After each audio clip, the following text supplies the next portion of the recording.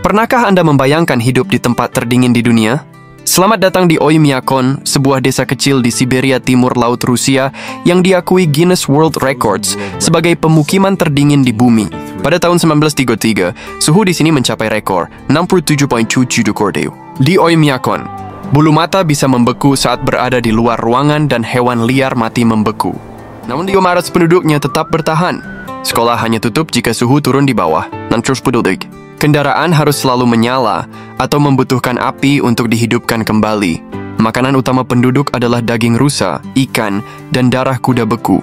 Fasilitas terbatas hanya satu toko, kantor pos, bank, pompa bensin, dan bandara kecil. Belum lagi ancaman serigala, beruang, dan harimau Siberia. Meski begitu, penduduk Oymyakon telah beradaptasi selama generasi untuk bertahan hidup di kondisi ekstrem ini. Sungguh luar biasa ketangguhan mereka menghadapi tantangan alam yang begitu keras. Penduduk kota Yuma di Arizona, Amerika Serikat, justru harus berjuang melawan suhu yang panasnya bisa mencapai 50 derajat Celcius. Kota ini bahkan memegang gelar Guinness World Records sebagai kota tercerah di dunia dengan lebih dari 4.000 jam paparan sinar matahari setiap tahun. Guinness World Records juga mencatat bahwa kota ini memiliki setidaknya 91% sinar matahari sepanjang tahun.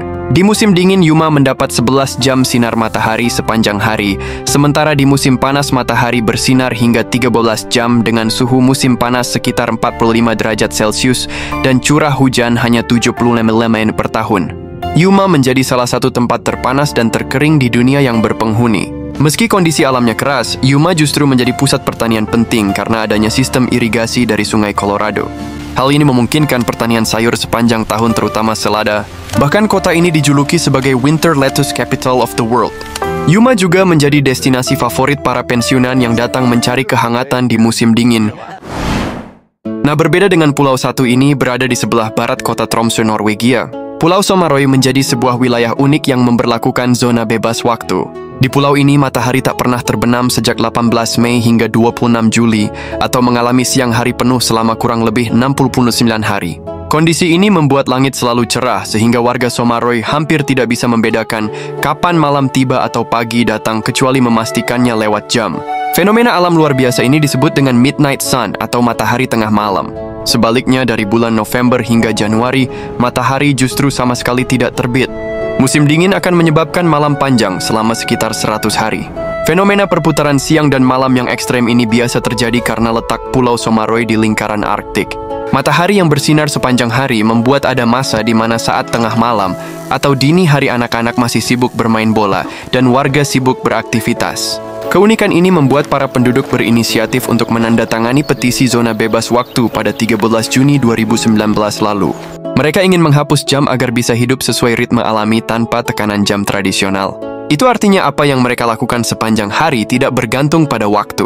Mereka merasa jauh lebih fleksibel dan nyaman ketika beraktivitas tanpa memperhitungkan jam. Kota kecil di wilayah barat laut Queensland, Australia ini juga menjadi salah satu tempat menantang untuk ditinggali.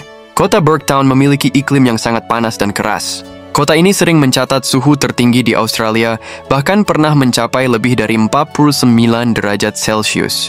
Bagi yang tidak terbiasa beraktivitas di luar ruangan bisa sangat berisiko.